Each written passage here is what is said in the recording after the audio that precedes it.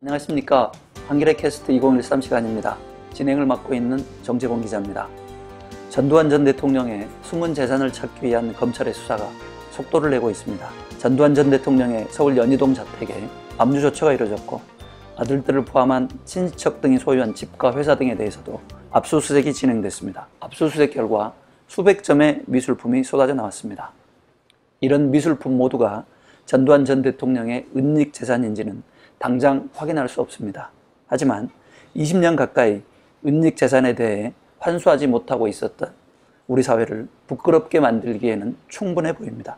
오늘은 검찰의 수사 진행 상황을 중심으로 전두환 전 대통령의 은닉 재산 찾기 문제를 다시 한번 살펴보겠습니다. 이 자리에 사회부 김경욱 기자가 나와 있습니다. 김 기자는 현재 전두환 재산 찾기 관련 취재에 온 힘을 쏟고 있습니다. 김 기자, 안녕하세요. 안녕하세요. 우선 검찰 수사가 정신을 못 차릴 정도로 빠르게 진행되고 있는 것 같습니다. 수사 상황을 좀 개괄해 주시죠. 네, 검찰이 전두환 전 대통령의 미납 추징금을 집행하기 위해 지난 이틀 동안 강도 높은 압수수색을 진행했습니다. 전방위적으로 압류 및 압수수색이 이어졌는데요. 지난 16일에는 전 대통령의 연희동 집에서 고가의 물건들을 압류하고 전두환 전 대통령의 아들들인 재국 씨와 재용 씨의 집과 회사 등 17곳을 압수수색했습니다. 검찰이 이처럼 전방위적으로 수사에 나선 것은 전두환 전 대통령 주변에 대한 광범위한 계좌 추적을 통해 전두환 전 대통령 재산이 자녀 등 친인척들에게 흘러간 정황을 확보한 데 따른 것으로 보입니다. 또 전두환 전 대통령이 추징금 집행을 대비해서 재산을 빼돌리려 한 정황도 검찰에 일부 포착됐기 때문입니다. 물론 이런 압류 및 압수수색이 실제 추징금 집행으로까지 이어질지는 미지수입니다. 검찰이 전두환 전 대통령의 돈이 자녀와 친인척들에게 흘러간 점을 입증해야만 하기 때문입니다. 당장 수사에서 나온 가시적 성과들을 좀 소개해 주신다면 어떤 것들이 있을까요? 네, 일단 이번 수사에서 검찰은 전재국 씨가 대표로 있는 시공사, 서초동 본사와 파주 사옥 등을 압수수색하면서 수백 점의 미술품들을 확보했습니다. 이 압수 물품에는 국민화가라고 알려져 있는 박수근 화백의 작품과 우리나라 대표적인 여류 화가인 창경자 화백의 그림도 포함된 것으로 알려졌습니다. 박수근 화백의 작품인 경우에는 한 점당 수억 원대의 가격이 거래가 되는 등 상당히 고가인 미술품으로 알려져 있고요. 창경자 화백의 작품도 수천만 원대로 거래가 되고 있다고 합니다. 특히 언론 보도를 통해서 시청자 여러분들이 흥미롭게 보셨을 텐데요. 2m가 넘는 대형 불상이 나오기도 했습니다. 흔히 미술품 하면 그림이나 도자기 등을 떠올리실 텐데요. 전재국 씨는 이런 불상까지 광범위하게 수집을 한 것입니다. 진품이냐 가품이냐를 놓고 아직도 말이 좀 많은 상황인데요. 만약 이것이 진품이라면 10억 원대 이룰 것이라고 전문가들은 예상하고 있습니다. 우선 얘기하셨던 것처럼 눈길을 끄는 게 미술품들인 것 같아요. 예. 왜 이렇게 미술품들이 많은 겁니까? 취재하면서 미술계 여러분들의 이야기를 잠시 들어볼 수 있었는데요. 이분들 말씀이 전재국 씨는 90년대 중반부터 대리인들을 통해서 수많은 미술품들을 수집해 왔다고 합니다. 또 미술계에서는 비싼 작품을 사들이는 제왕이 둘 있다고 하는데요. 하나가 대기업 계열의 한 문화재단이고 하나가 전재국 씨입니다. 문화재단에 복을 갈 정도로 전재국 씨라는 개인이 엄청난 양의 미술품을 수집해 왔다는 겁니다. 특히 전재국 씨는 금융실명제가 실시된 1993년 12월부터 각종 미술 사업을 벌이기 시작했습니다. 모든 금융거래를 실명거래로 하게 되면서 전재국 씨가 미술품으로 전두환 전 대통령의 비자금을 세탁한 것이 아니냐, 이런 의혹도 함께 나오고 있습니다. 전두환 전 대통령의 경우 자택은 압수수색 대상이 아니었던 것 같아요. 압류가 집행이 됐는데 왜 그런 겁니까? 검찰은 전두환 전 대통령 자택에서 회계장부라든지 어떤 문서 등 들고 나올 것이 없다고 본 것 같습니다.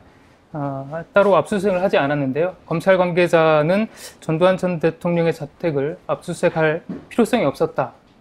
시료가 크지 않다라는 그런 판단인 것으로 보이는데요. 실제로 전두환 전 대통령은 이번 수사에 어느 정도 대비를 한 것으로 보입니다. 검찰이 전두환 전 대통령 집에서 금고를 발견했는데 열어보니까 아무것도 들어있지 않았습니다. 미리 대비를 한 대목으로 보입니다.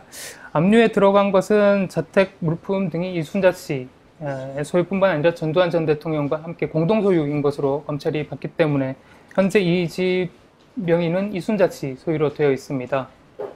압수수색을 하려면 법원에서 압수수색 영장을 받아서 집행을 해야 되는데요. 압류 같은 경우에는 영장 없이 국세징수법에 따라서 바로 검사가 현장에서 직접 압류를 할 수 있습니다. 그런 편의도 일정 정도 작용을 한 것으로 보입니다.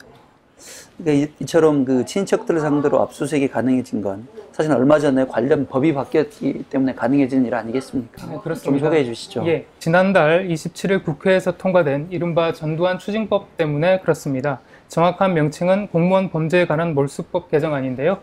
그동안 불법 재산을 차명으로 소유했다는 명백한 증거가 없으면 추징이 어려웠습니다. 그런데 최근 이 법이 개정되면서 불법 재산 추징 범위가 불법을 저지른 본인뿐만이 아니라 불법적으로 재산이 형성된 정황을 알고도 이를 취득한 제3자까지 확대됐습니다. 이 때문에 전두환 전 대통령의 친인척들에 대한 추징이 훨씬 수월해졌습니다. 추징이 시효도 기존 3년에서 10년으로 늘어났고요. 검찰은 이 법이 시행된 지 3일 만에 지난 15일이죠. 압수수색 영장을 신청해서 발부받았습니다. 물론 이 법이 가지는 한계도 있습니다. 입증 책임의 문제가 바로 그것인데요. 이 법은 불법 재산과 불법 재산으로 형성된 재산에 대해서 입증 책임을 검찰에 지우고 있습니다. 다시 말하면 전두환 전 대통령의 친인척들의 재산을 놓고 친인척 스스로가 이 재산은 전두환 대통령에게 받은 것이 아니다 라고 입증을 하는 것이 아니라 검찰이 이 재산은 전두환 전 대통령의 재산으로부터 나온 재산이다 라는 것을 밝혀야 합니다. 검찰도 그 어려움을 호소하고 있는데요. 실제로 최동욱 검찰총장은 어제 대검 청사에서 가진 기자간담회에서 재산을 확보했다고 다 추징할 수 있는 것은 아니다. 수사팀에서 이를 입증하는데 오랜 시간이 걸릴 것이다 라고 말하기도 했습니다. 이제 궁금한 거는 전두환 전 대통령 쪽의 반응일 것 같아요. 이 검찰이 거세게 몰아치고 있는데 그저 구경만 하고 있지는 않을 거 아니겠습니까? 네, 어떻습니까? 예. 그런데 아직까지 그 특별한 움직임이 나오지 않는 상황입니다. 법적 대응이 가능하지만 여러 가지 좀 고려할 점이 많은 것으로 보입니다. 전 대통령 관계자의 말을 좀 들어보면 그 전두환 전 대통령의 복잡한 속내를 좀 읽을 수 있을 것 같은데요. 지난 16일 전두환 전 대통령 관계자는 이렇게 말했습니다. 소송을 제기할지는 아직 결정하지 않았다. 전직 대통령이고 국민들이 보고 계시니 가능하다고 해서 할 수 있는 것이 아니다. 이 말을 다시 풀어서 해석해보면 검찰 압류에 분복을 해서 법적 대응을 할 수 있지만 1672억 원이라는 아직 추징금을 납부하지 않고 있는 거에 대한 국민 여론이 좋지 않기 때문에 함부로 움직일 수 없는 입장이라는 겁니다. 이와 함께 별도로 이순자 씨가 검찰 압류에 이의를 제기할 수 있습니다. 검찰은 이 씨의 재산이 분명한 것에 대해서는 손을 댈 수 없는데 전두환 전 대통령의 재산에 대해서만 추징을 할 수 있기 때문에 그런데요. 만약 이 씨가 이번에 압류된 그림이라든지 장롱에 대해서 이것이 부당하다, 내 거다 라고 주장을 한다면 강제집행 정지 신청을 한 뒤에 국가를 상대로 소송을 제기할 수 있습니다. 이 경우에는 압류한 재산이 과연 누구 것인지를 법원이 다시 판단을 하게 됩니다.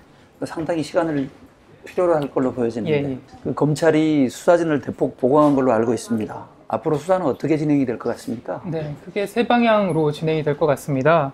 가장 먼저 전두환 전 대통령과 그의 가족, 친인척 등의 금융과 부동산 등이 어떻게 형성됐는지를 파악하는 데 주력할 것으로 보입니다. 차명 여부도 집중적으로 파헤칠 것으로 보이고요. 다음으로는 추징금 환수를 위해서 검찰이 전두환 전 대통령과 그 가족, 친인척 등으로부터 압류한 물품에 대해서 이 구입 자금이 전 대통령의 비자금에서 나온 것인지를 가리는 작업도 병행할 것으로 보입니다. 만약 이런 물품의 구입 자금이 전두환 전 대통령의 비자금에서 나왔다고 것이 확인이 되면 경매를 거쳐서 그 금액은 국고로 환수하게 됩니다. 또 조세 피난처 등 해외 은닉 자금에 대한 수사도 병행될 것으로 생각됩니다. 이제 그 한겨레가 진행 중인 전두환 재산 찾기 크라우드 소싱 얘기를 좀 진행해보죠. 사실 이번에 검찰이 이처럼 전면적인 수사에 나선 것은 이 한겨레 프로젝트가 상당한 영향을 미쳤다고 볼 수 있는 거 아니겠습니까? 네. 예. 사실 이런 말씀을 한겨레 기자로서 드리는 게 상당히 좀 어색하고 좀 쑥스럽긴 한데요. 한겨레가 지난 5월 그 전두환 추징 미납 1672억 원 그냥 눈 감을 건가요?라를 보도하면서부터 어떤 사회적인 환기를 불러일으켰다고 생각을 합니다. 보도가 나간 뒤 전두환 전 대통령의 추징 문제가 사회적인 화두로 떠올랐기 때문인데요. 검찰은 이 보도가 나가고 전두환 전 대통령 미납 추징금을 집행하기 위해서 대규모 전담팀을 꾸려서 본격적인 조사를 시작하게 됐습니다. 정치권도 발빠르게 움직였는데요. 박근혜 대통령은 지난 6월 전직 대통령 추진 문제는 의지를 갖고 해결하겠다라면서 추징금 환수에 의지를 밝히기도 했습니다. 국회도 전두환 추징법 개정안을 지난달 통과시키면서 보조를 마쳤고요. 한겨레가 크라우드 소싱을 통해서 이른바 전두환 전 대통령이 숨겨놓은 재산들에 대한 제보를 해달라라고 국민들에게 호소하기도 했었는데 네. 이 크라우드 소싱을 통해서 들어온 제보들이 좀 있습니까? 예, 좀 있고요. 이미 보도한 바 있는 전두환 전 대통령 특혜 골프 건이라든가 장남 전재국, 차남 전재용 씨의 부동산 재산 문제 등 관련 제보들이 많았습니다. 물론 저희가 다 이런 부분에 대해서 기사로 다루기도 한 부분이고요. 특히 전 씨 일가가 해외로 빼돌렸다고 의심되는 해외 자산에 대한 제보도 많이 있었습니다. 이 부분이 현재 취재가 진행 중인 상황이고요.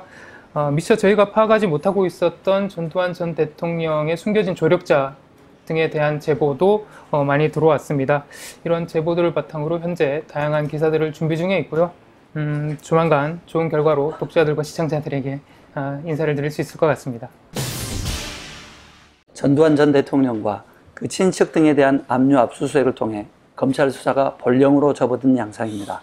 앞으로 검찰이 분명하게 의지를 갖고 수사를 진행한다면 은닉 재산의 실체가 드러나고 추징금 1,672억 원을 환수할 가능성이 커질 것으로 보입니다.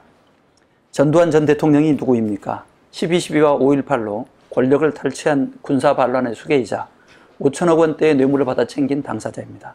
그런데도 추징금을 내지 않은 채 재산이 29만 원에 불과하다고 발뺌하는 뻔뻔한 사람입니다.